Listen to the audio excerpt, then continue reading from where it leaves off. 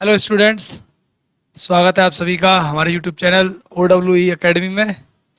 और शुरुआत करते हैं इस सीरीज की, जो कि कंपार्टमेंट वाले स्टूडेंट्स के लिए तैयार की जा रही है, जिसमें हम फास्ट ट्रैक रिवीजन फिजिक्स का करा रहे हैं। जिसमें आज मैं जो बात करने वाला हूँ वो है कूलाम के नियम का सदिश रूप। उसके बारे में आज हम लोग बात करेंगे कि कूलाम के नियम का सदिश रूप क्या है। ये आपका क्वेश्चन जरूर से बनता है एग्जाम में। ठीक है, तो चलिए स्टार्ट कर लेते हैं। जो है कूलाम के नियम का सदिश रूप, यानी कि वेक्टर फॉर्म हम लोगों को यहां पर डिस्कस करनी है आज। Vector form of Coulomb's law. Coulomb's law की हम आज वेक्टर फॉर्म को जो है डिस्कस करेंगे। देखिए, पहले हमने इससे पहले पिछले वाले वीडियो में आपको हमने कूलाम का नियम बता दिया है। कूलाम का नियम जो था वो हमने बताया था आप लोगों को कि किन्हीं दो बिंदु आवेशों के बीच लगने वाला जो बल था वो उन दोनों आवेशों की मात्राओं के गुणनफल के सीधे समानुपाती था और उनके बीच की दूरी के वर्ग के व्युत्क्रमानुपाती था।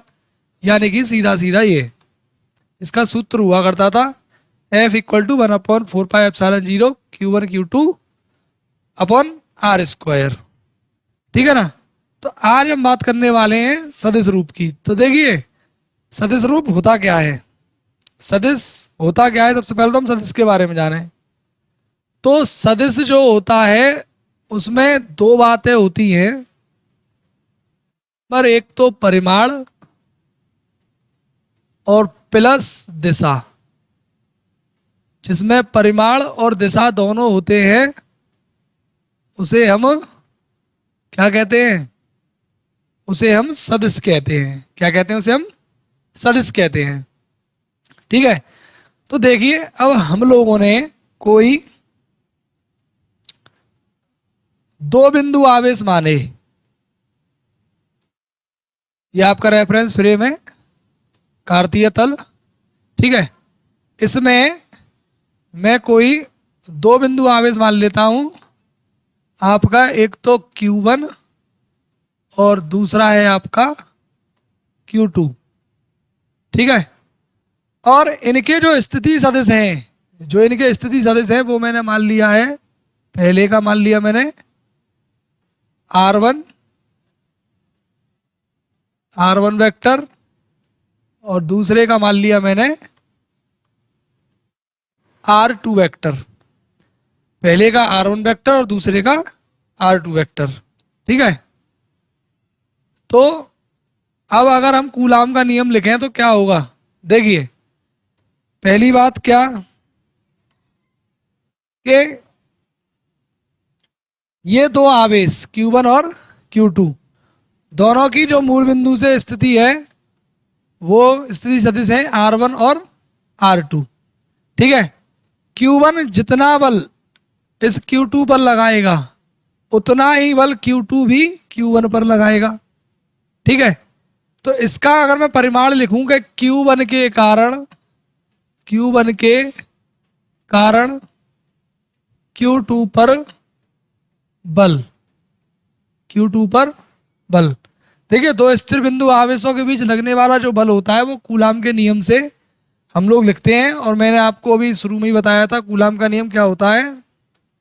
उसकी यानी कि जो लगने वाला विद्युत बल होता है उसका वैल्यू ये होता है F=1/4πε0 into Q1 into Q2 upon R²। ठीक है। ये इसका परिमाण होता है। अब Q1 के कारण Q2 पर बल अगर हमें निकालना है, Q1 के कारण Q2 पर अगर हमें बल निकालना है तो वो क्या होगा? 1 के कारण 2 पर हमने मान लिया F12। जो पहला जो हमारा आवेश है वो दूसरे आवेश पर कितना बल आरोपित कर रहा है? F12। कितना कर रहा है? F12। अब चूंकि हम इसका सदिश रूप लिख रहे हैं तो एक तो चाहिएगा हमें इसका परिमाण और चाहिए फिर हमें इसकी दिशा। तो परिमाण कैसे लिखेंगे हम? दो आवेशों के बीच लगने वाला बल जो होता है उसका परिमाण 1/4πε0 into Q1 Q2 upon r square. लेकिन आर जो डिस्टेंस होगी वो इन दोनों के बीच की डिस्टेंस होगी। जब हम Q1 के कारण Q2 पर निकाल रहे हैं तो उस डिस्टेंस को हम मानेंगे R12। क्या मानेंगे हम लोग उसे? R12। उस डिस्टेंस को हम मानेंगे R12। ठीक है। Q1 के कारण Q2 पर जो बल है उसके लिए डिस्टेंस हमने क्या मानी है? R12 और इसका स्क्वायर। डिस्टेंस का क्या लेते हैं हम? स्क्वायर। तो ये तो हो गया परिमाण। अच्छा, साथ ही साथ हमें चाहिए दिशा। अब इसकी दिशा को दिखाने वाला कौन होता है? जैसे हमें Q1 से Q2 की तरफ हम लोग जा रहे हैं, ये बल निकाल रहे हैं, तो परिमाण तो हमारा ये हो गया कूलाम के नियम से 1/4πε0 into Q1 Q2 upon r square.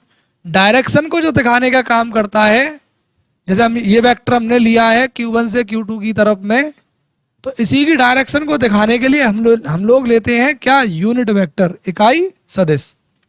और इकाई सदिश को हम लोग लगा के दिखाते हैं कैप लगा करके। ठीक है ना। और डिस्टेंस को फिर से भी हम क्या दिखाएंगे? R12। यानी कि R12 डायरेक्शन में ही, यानी Q1 से Q2 की डायरेक्शन में ही डिस्टेंस लिया हमने R12, और इस पर कैप जो लगा हुआ है ये शो कर रहा है किसको? इसकी डायरेक्शन को। ठीक है ना। तो परिमाण ये हो गया और दिशा ये हो गई। ठीक है, परिमाण ये हो गया और ये हो गई इसकी दिशा। अब इकाई सदिश का जो फॉर्मूला होता है वो क्या होता है? R12 इक्वल टू होगा कि R12 vector upon R12 vector का जो है परिमाण। इकाई सदिश कैसे ज्ञात किया जाता है? किसी भी सदिश के दिशा में कोई आपको वेक्टर दिया गया, उसकी डायरेक्शन में अगर आपको एक इकाई सदिश लिखना है तो ए कैप बराबर ए का वेक्टर और बटे में कौन? उसी का परिमाण। उसी का क्या? परिमाण लिख देते हैं। ऐसे निकलता है आपका इकाई सदिश। ठीक है। तो इसे अब मैं यहां पुट कर दूंगा इसकी जगह पर, तो ये क्या आ जाएगा? F12 vector equal 1/4πε0 Q1 Q2 upon R12 का square into R12 vector upon R12। इन दोनों का अगर मैं मल्टीप्लाई करूंगा तो क्या आ जाएगा? R12 का क्यूब हो जाएगा, क्योंकि दो पावर इसकी और एक पावर इसकी। जब हम इसको मल्टीप्लाई करेंगे तो पावर ऐड हो जाएंगी। तो ये हो जाएगा R12 का क्यूब और इनटू में R12 वेक्टर। ठीक है, R12 वेक्टर। अगर हम R12 वेक्टर को निकालना चाहें, R12 वेक्टर को क्या करना चाहें? हम निकालना चाहें इसकी वैल्यू होगी कितनी, जैसे कि इसका रिजल्ट होगा कितना, तो मैं इन स्थिति सदिशों की सहायता से मैं ज्ञात करूंगा इनको। देखें जरा कुछ इस तरीके से कि मुझे R12 वेक्टर चाहिए। ये रहा R12 वेक्टर। ठीक है। दो वेक्टरों का परिमाण कैसे निकलता है? दो वेक्टरों का परिमाण देखिए ऐसे निकलता है, जरा समझेंगे एक बार। कि मेरे पास में कोई एक वेक्टर है A वेक्टर और एक अन्य वेक्टर है B वेक्टर। अगर मैं इसको पैरेलल यहां शिफ्ट कर दूं तो एक की पूंछ और एक का सिर मिलना चाहिए। ये पहले वेक्टर की क्या है? ये तो पूंछ है, और ये क्या है? इस वेक्टर का सिर है।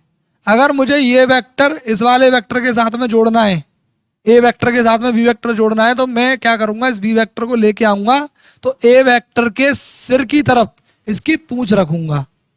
ठीक है ना। इसका सिर ये ऊपर है सिर, और ये रहा इसकी पूंछ।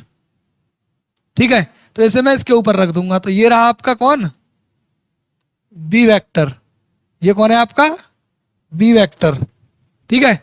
अब इसका मुझे रिजल्टेंट चाहिए दोनों का। तो रिजल्टेंट जो आता है वो पहले वेक्टर की पूंछ और दूसरे वेक्टर के सिर की तरफ आता है, जो कि क्या होगा? ए वेक्टर प्लस बी वेक्टर। इस तरीके से आता है इनका रिजल्टेंट। ठीक है, दो वेक्टरों का रिजल्टेंट निकालना आया समझ में? ठीक है ना? तो जरा देखेंगे, एक मिनट, मैं इसको एक मिनट यहाँ से हटा लेता हूँ क्योंकि इसकी मुझे बाद में भी ज़रूरत रहेगी। ठीक है,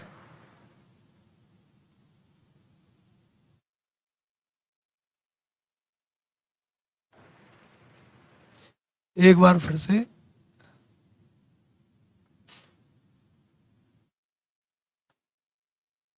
मैं हटा ही देता हूँ इसको, एक मिनट। ठीक है, अब देखिए, अब मैं इस बात को इन वेक्टर्स के ऊपर करूंगा। अब देखिए, R1 वेक्टर का ये सिर है, इस तरफ ये सिर बना हुआ है इसका, इसकी ये पूंछ है। ठीक है, इसका सिर है, इसकी पूंछ है, ये इसका क्या हो जाएगा, रिजल्टेंट वेक्टर। तो R2 वेक्टर जो होगा वो कितना होगा कि पहला वेक्टर ये इसके लिए रिजल्टेंट वेक्टर का काम करेगा। देखिए एक बार फिर से मैं कहता हूं कि ए वेक्टर था आपके पास और एक अन्य वेक्टर था बी वेक्टर। एक के सिर की तरफ दूसरे की पूंछ रखी हुई है, रिजल्टेंट वेक्टर कैसे आएगा, एक की पूंछ से दूसरे के सिर की तरफ, ए वेक्टर प्लस बी वेक्टर, इसको हम बोलेंगे इसका क्या, रिजल्टेंट वेक्टर। बस सही है ना? अब देखिए इसी बात को अगर मैं यहां लगाऊं तो देखिए कैसे लगेगा कि ये पहले वेक्टर का सिर और ये दूसरे वेक्टर की पूंछ यहां पर। ठीक है, तो ये वेक्टर यानी कि पहले का सिर दूसरे की पूंछ दोनों को जोड़ूंगा मैं, तो कैसे, R1 वेक्टर प्लस दूसरा वेक्टर कितना है, R12 वेक्टर, R12 वेक्टर। और परिमाण कैसे आएगा, पहले की पूंछ और दूसरे का सिर, इस तरफ आपका परिमाण जो है आएगा, परिणामी जो सदिश आएगा। तो देखिए पहले की पूंछ और दूसरे का सिर, इस तरफ कौन आया है वेक्टर, R2 वेक्टर आया है। अगर मुझे यहां से R12 वेक्टर की वैल्यू चाहिए तो कितनी आएगी, R12 वेक्टर की वैल्यू आ जाएगी कि ये R1 इधर आ जाएगा, R2 वेक्टर में से R1 वेक्टर को कर देंगे माइनस। सिंपल, कोई दिक्कत नहीं किसी को। ठीक है, अब इस वैल्यू को आप यहां पुट कर दीजिए इस जगह पर, तो ये आपका क्या फॉर्मूला बन जाएगा, ये बन जाएगा F vector 12 equal to 1/4 pi epsilon 0 और साथ में कौन है, Q1 Q2 अपॉन R12 का क्यूब इन टू में, यहां पर कौन आ जाएगा, यहां आ जाएगा आपका ये R2 vector minus R1 vector. ठीक है, इसको इक्वेशन नंबर फर्स्ट बोलेंगे हम लोग। यहां तक कोई समस्या नहीं? ठीक है, अब जैसे ही हमने इसके लिए निकाला था ना Q1 के कारण Q2 पर बल, Q1 के कारण Q2 पर बल जो हमने निकाला है, Q1 के कारण Q2 पर बल हम लोगों ने निकाला। अब हम निकालेंगे अब जो है हम निकालेंगे Q2 के कारण Q1 पर बल। जितना बल Q1 Q2 पर लगाएगा उतना ही बल Q2 Q1 पर भी लगाएगा। तो अब भैया Q2 के कारण Q1 पर बल, तो वो कितना होगा, वो होगा F21 वेक्टर, जो कि सदिश रूप निकालना है तो वेक्टर में लिखेंगे। तो वेक्टर में दो चीजें होती हैं, एक तो परिमाण और दूसरा उसकी दिशा। 1/4 pi epsilon 0 and Q1 Q2 upon, अब डिस्टेंस की बात करेंगे Q2 के कारण Q1 की तरफ, तो इस डिस्टेंस को हम नाम देंगे R21। क्या देंगे इसको नाम, R21। ठीक है,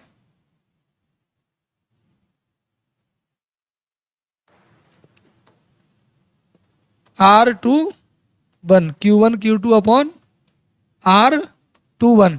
और साथ में कौन लेंगे, ये तो परिमाण हो गया, डायरेक्शन भी लेंगे। तो डायरेक्शन को शो कौन करता है, इकाई सदिश जिसके ऊपर कैप लगा हुआ होता है। ऐसे ही इसके लिए भी हम लिख सकते हैं, अभी मैंने फॉर्मूला लिखवाया था ऊपर, आप लोगों ने देखा होगा, ये रहा, A cap equal to A vector upon A का क्या ले लेंगे हम लोग, परिमाण ले लेंगे। यहाँ पर क्या ले लेंगे, ए का परिमाण। ठीक है, ए का क्या ले लेंगे हम लोग, परिमाण यहां पर, ठीक है ना, कुछ इस तरीके से।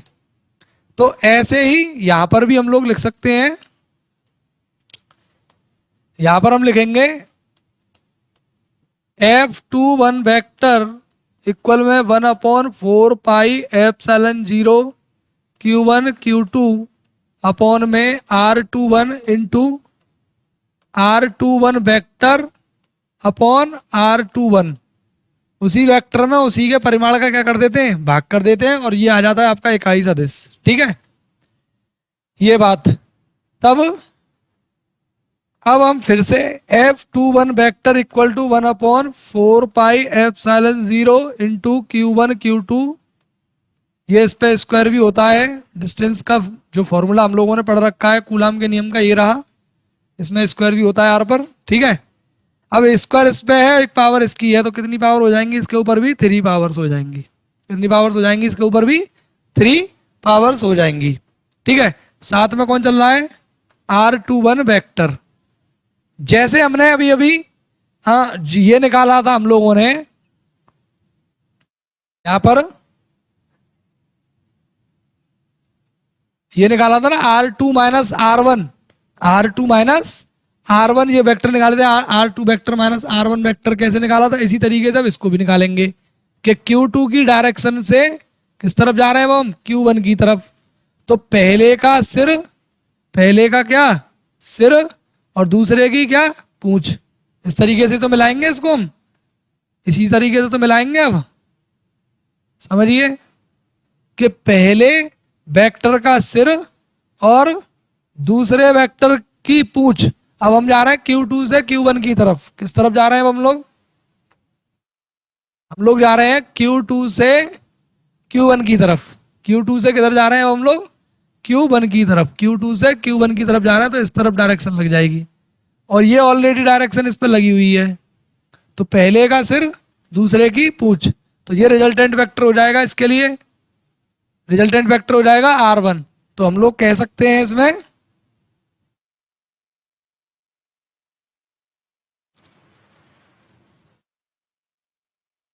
इसमें हम क्या कह सकते हैं अब,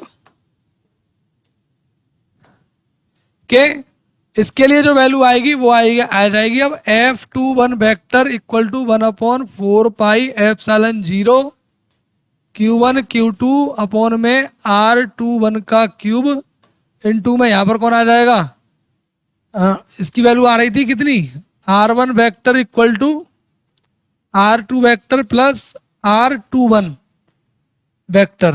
तो R21 की वैल्यू क्या आएगी, R21 वेक्टर की आएगी कि R1 vector minus R2 vector, तो ये आ जाएगी R1 vector minus R2 vector. अगर मैं इसमें से माइनस कॉमन कर लेता हूं, क्या कॉमन कर लेता हूं इसमें से मैं, minus 1/4 pi epsilon 0 Q1 Q2 upon में R21 का क्यूब, माइनस कॉमन करते ही ये हो जाएगा R2 vector minus R1 vector. अगर इस पूरी वैल्यू को आप ध्यान से देखोगे, ये पूरी वैल्यू F12 की बनेगी। देखिए ये रही, ये पूरी वैल्यू F12 की बनेगी आपके सामने। देखिए ये रही, ये इक्वेशन नंबर फर्स्ट दिख रहा है सबको। इक्वेशन फर्स्ट में F12 इक्वल टू है 1/4 pi epsilon 0 Q1 Q2 upon में R12 का क्यूब R2 माइनस R1। ऐसे ही उसमें R2 माइनस R1, लेकिन जो ये डिस्टेंस है R12, जो ये डिस्टेंस है वो R12 है, वहां पर ये R21 है। चाहे हम Q1 से Q2 जाएं, चाहे Q2 से Q1 जाएं, डिस्टेंस सेम रहेगी। तो ये इतनी वैल्यू जो हम देख पा रहे हैं, ये वैल्यू किसकी बन जाएगी, ये सब वैल्यू ये बन जाएगी, इतनी इतनी जो वैल्यू है ये F12 की, RF वेक्टर 21 इक्वल में माइनस F12 वेक्टर। ठीक है, यानी इससे एक बात यहां पर प्रूव हो जाती है कि F21 जितना है, यानी कि दूसरे आवेश के कारण पहले पर जितना आवेश है वो बल है, उतना ही बल पहले आवेश के कारण दूसरे पर भी है, लेकिन माइनस चिन्ह ये बता रहा है विपरीत है दोनों पर। बल कैसा है? विपरीत है, लेकिन बराबर है। बराबर है लेकिन कैसा है? विपरीत है। माइनस चिन्ह यहाँ पे विपरीत को दिखाता है। ठीक है ना? तो इससे हमने निष्कर्ष क्या निकाला? इससे हमारा निष्कर्ष क्या निकला कि आवेश एक दूसरे पर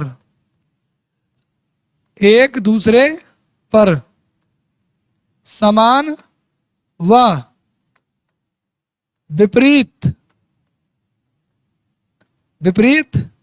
समान व विपरीत बल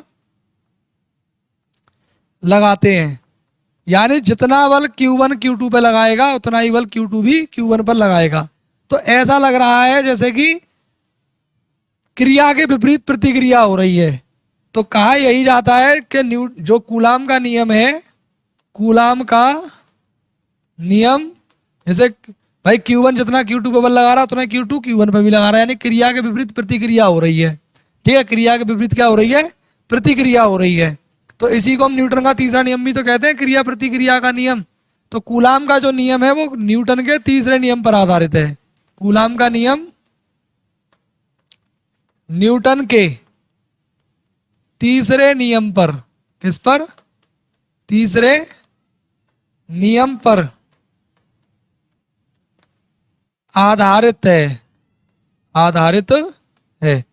तो वेक्टर फॉर्म से हमें यह समझ में आया कि आवेशों पर जो बल लगता है आपस में वो कैसा लगता है? समान और विपरीत लगता है। समान और विपरीत लगता है। और इससे ये भी हमें मालूम चला कि कूलाम का जो नियम है वो न्यूटन के नियम पर ही आधारित है। तो इसका जो सदिश रूप है, वैसे वो सदिश रूप आप लिखेंगे तो वो ऐसे करके लिखना है।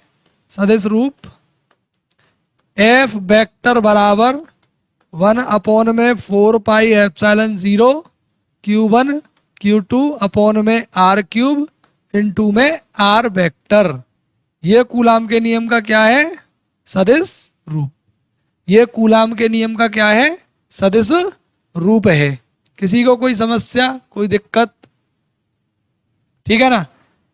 अब इसके बाद में जो मैं चर्चा करूंगा वो करूंगा बहुल आवेशों के कारण लगने वाला बल, या फिर बलों के अध्यारोपण का सिद्धांत। अगला क्या है? अगला है बलों के अध्यारोपण का सिद्धांत। अध्यारोपण का सिद्धांत क्या होता है? अध्यारोपण का सिद्धांत ये हम लोग डिस्कस करेंगे।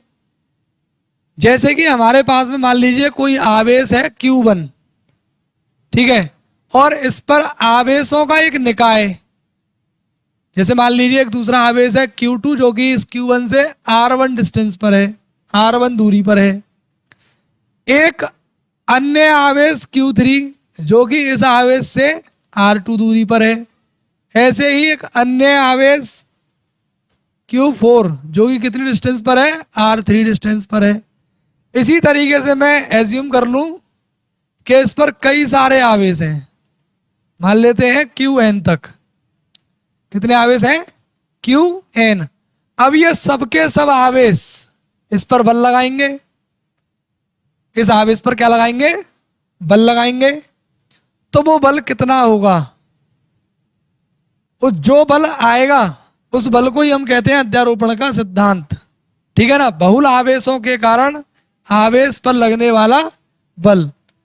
तो ये जो बल होगा, जो ये आवेश Q2 Q3 Q4 और Qn जितने भी आवेश हैं, जो ये बल अलग अलग इस पर लगाएंगे, यानी कि Q2 Q1 पर जो बल लगा रहा होगा वह बल, Q3 Q1 पर जो बल लगा रहा होगा वह बल, और Q4 जो Q1 पर लगा रहा होगा वह बल, उन सब बलों का सदिश योग, उन सब बलों का सदिश योग जो होता है वो नेट फोर्स होता है इसके ऊपर।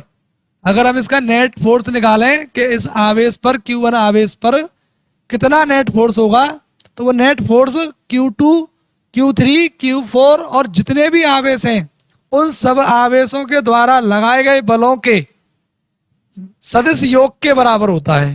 किसके बराबर होता है? सदिश योग के बराबर। और इसी को हम अध्यारोपण का सिद्धांत कहते हैं। यानी इन सब का हम कैसा सम कर देंगे? Vector sum. सबका वेक्टर सम जो आएगा वही इस बीच वाले आवेश पर लगने वाला नेट फोर्स होगा। और इसी को हम क्या कहेंगे? अध्यारोपण का सिद्धांत कहेंगे। ठीक है। अध्यारोपण के सिद्धांत की अगर भाषा हम लिखना चाहें तो भाषा इस तरीके से लिख सकते हैं कि किसी एक आवेश पर आवेश निकायों द्वारा लगने वाला कुल बल उन आवेशों के द्वारा उस आवेश पर अलग अलग लगाए गए बलों के सदिश योग के बराबर होता है। ठीक है, ये इसकी लैंग्वेज बन सकती है।